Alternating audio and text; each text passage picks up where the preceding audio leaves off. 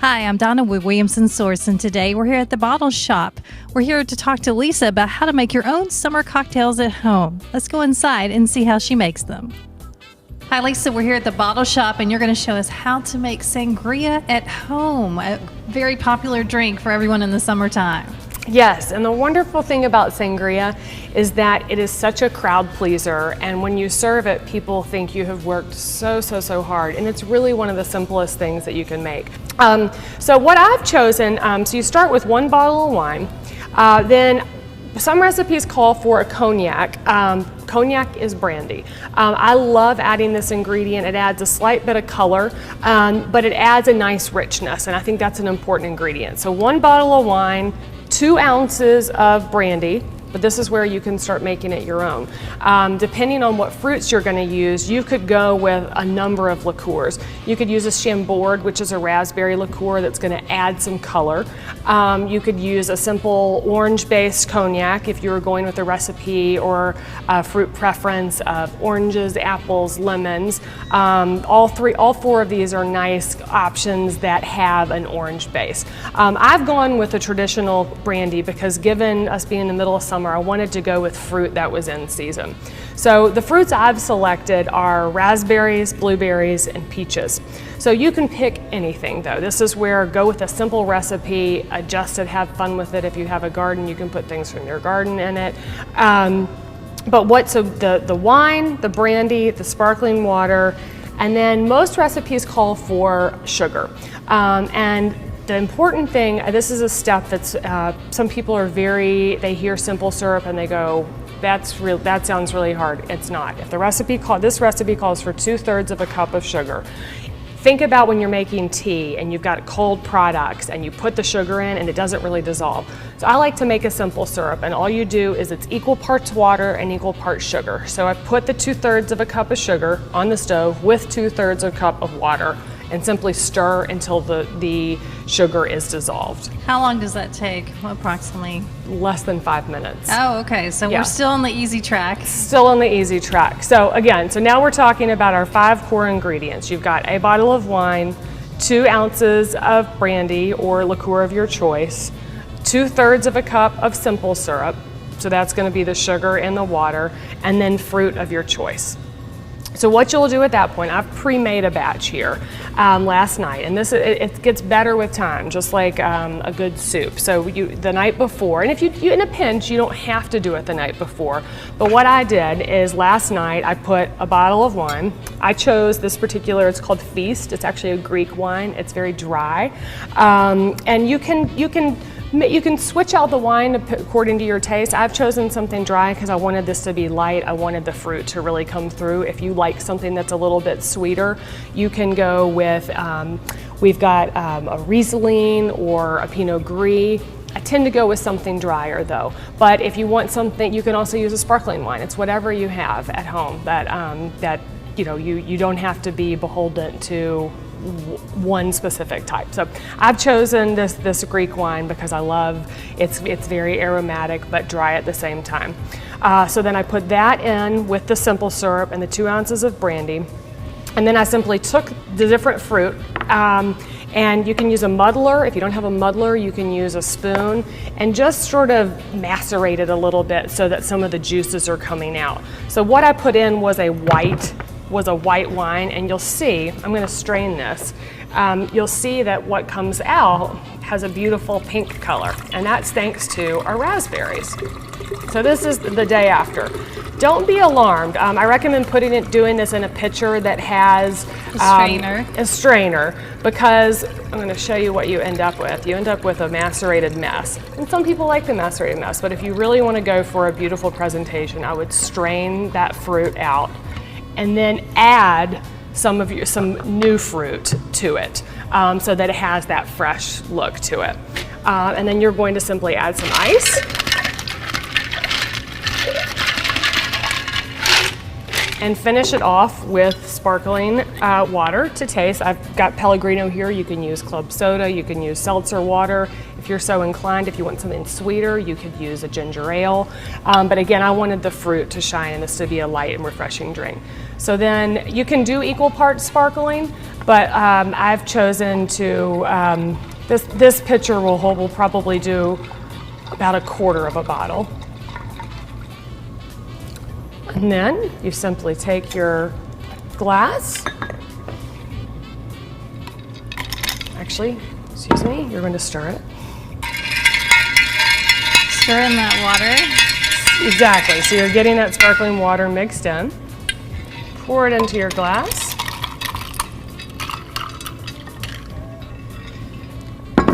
You can add a little bit more of the fruit, but this is the clean fruit, so it looks nice and pretty and fresh. And then don't forget the mint. And the mint is something you just want to twist a little bit, just get a little bit of the oil out to get that infused. And voila, a beautiful glass of summer sangria. It looks amazing. Would you like to try it? Yes. It smells delicious. That is the best sangria ever. Voila, super easy. Thank you. You're welcome.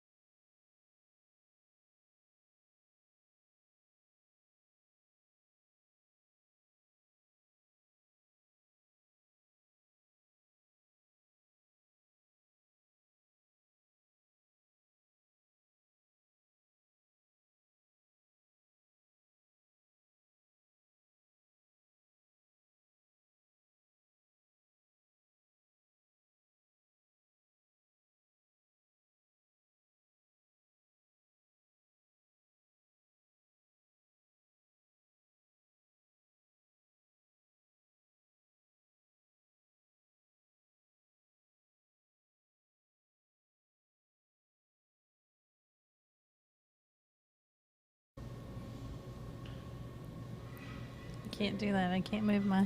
All right, Lisa, we're here at the bottle shop today. Can you tell us how to make the perfect sangria at home? Absolutely. Thank you for having me. The thing about sangria is it's a. Should I look at the camera? Yeah, or look at him. you? Or Okay. wait, what do you want? Let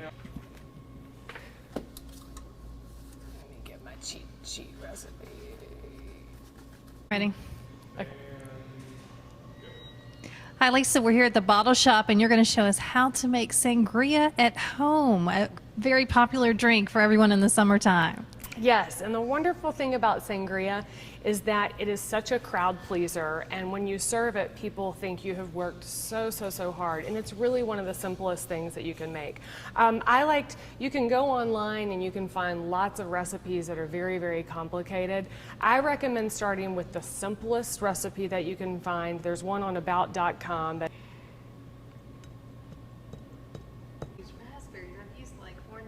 blackberries, man, I love blackberries. They make it even a richer color. And I threw in peaches last night because I had nice ripe peaches. But I really think it's literally about what's in season, what fruits you like. Yeah. I mean, you could use melon. To my sangria either. So what's the purpose of adding them?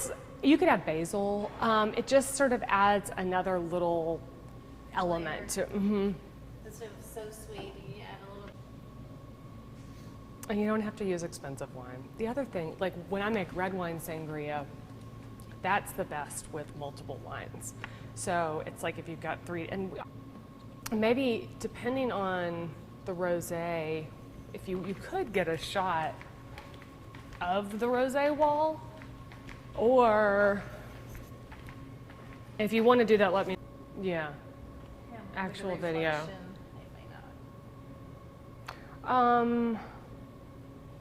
Do you want to? Oh yeah, that's a good thought.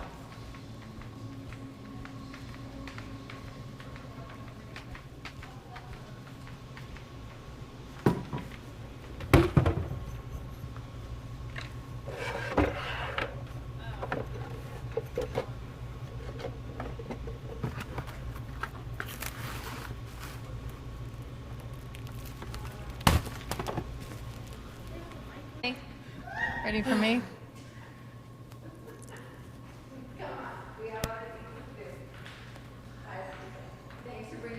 Of course. All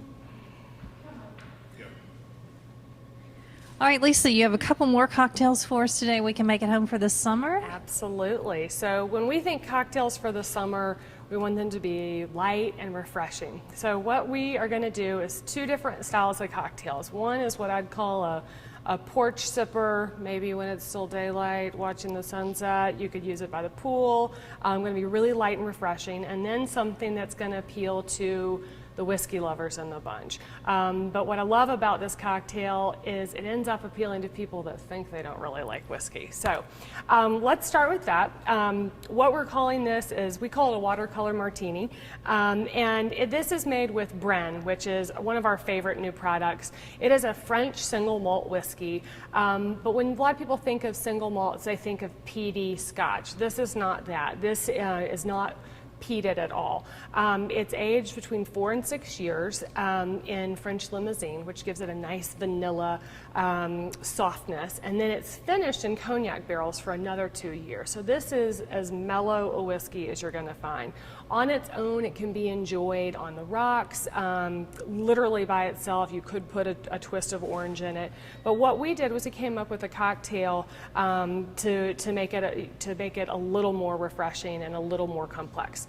So what you're going to do is you're going to we're going to do 2 parts, 2 ounces of the Bren to a ½ ounce of this orange liqueur. And I've brought Cointreau here, which you could use if you want something a little bit sweeter. They're both orange liqueurs out of the cognac region. But what I like about the dry Curaçao version is it's a little more bitter. It's a little bit lighter. It's a little bit richer in color. So it adds some nice nuances as opposed to if you use the Cointreau, a regular orange liqueur, it might overpower the whiskey a little bit. And it's really sweet. It's very sweet. And I wanted the whiskey to be the hero in this. And then we're going to elevate the cocktail with the use of some of my favorite bitters.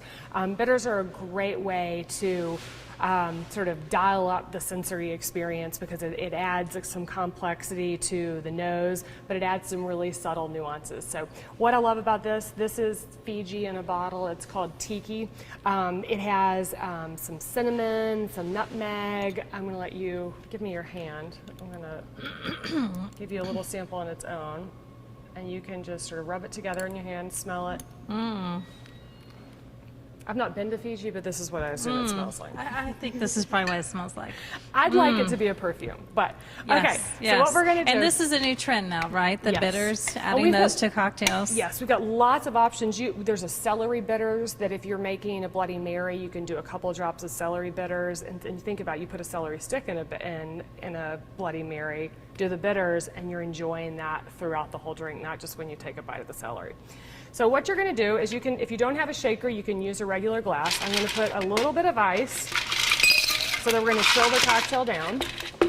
We're going to do 2 ounces of the Brenne. Put that in here.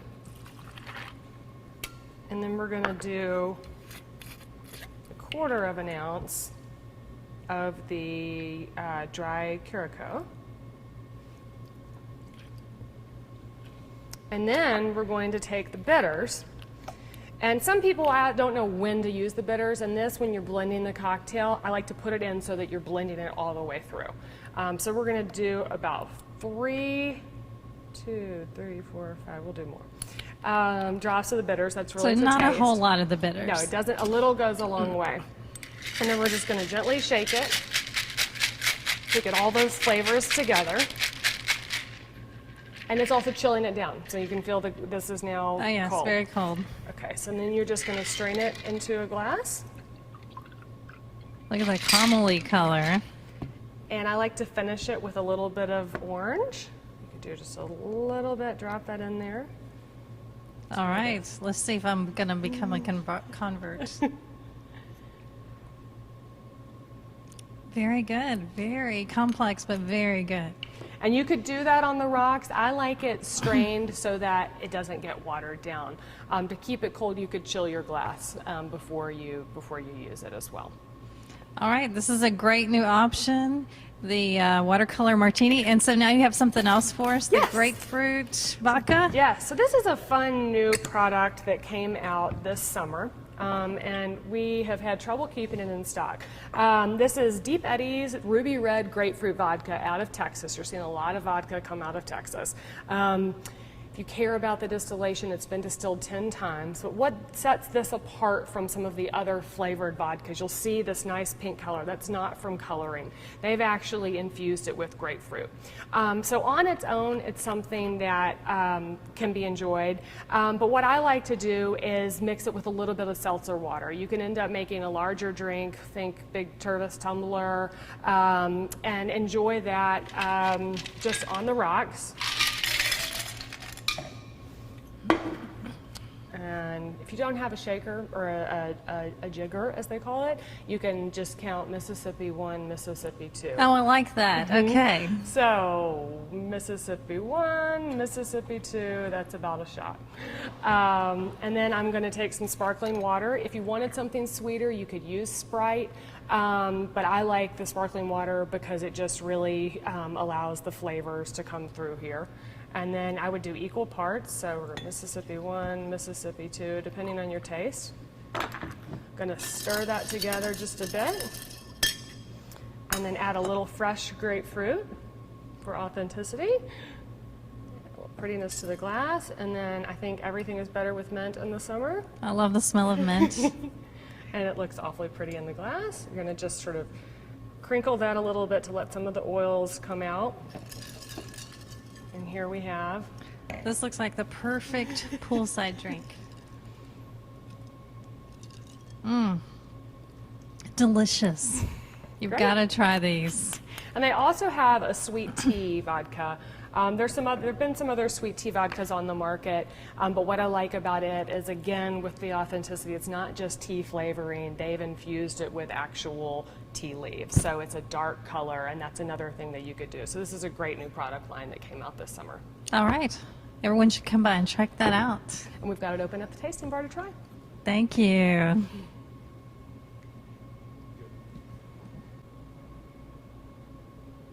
Nice product plug for Pellegrino.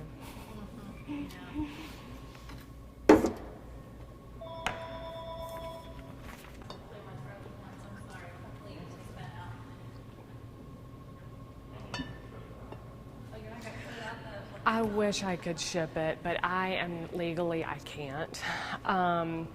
No, we are not allowed to do that. Anytime after 9 o'clock, I suppose. Okay, so let's look at.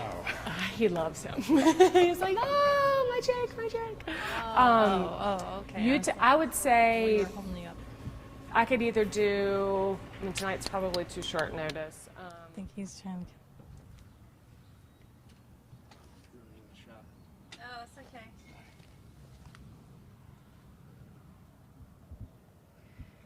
We good now? Give me a second, let him walk out of that reflection. Whenever you're ready.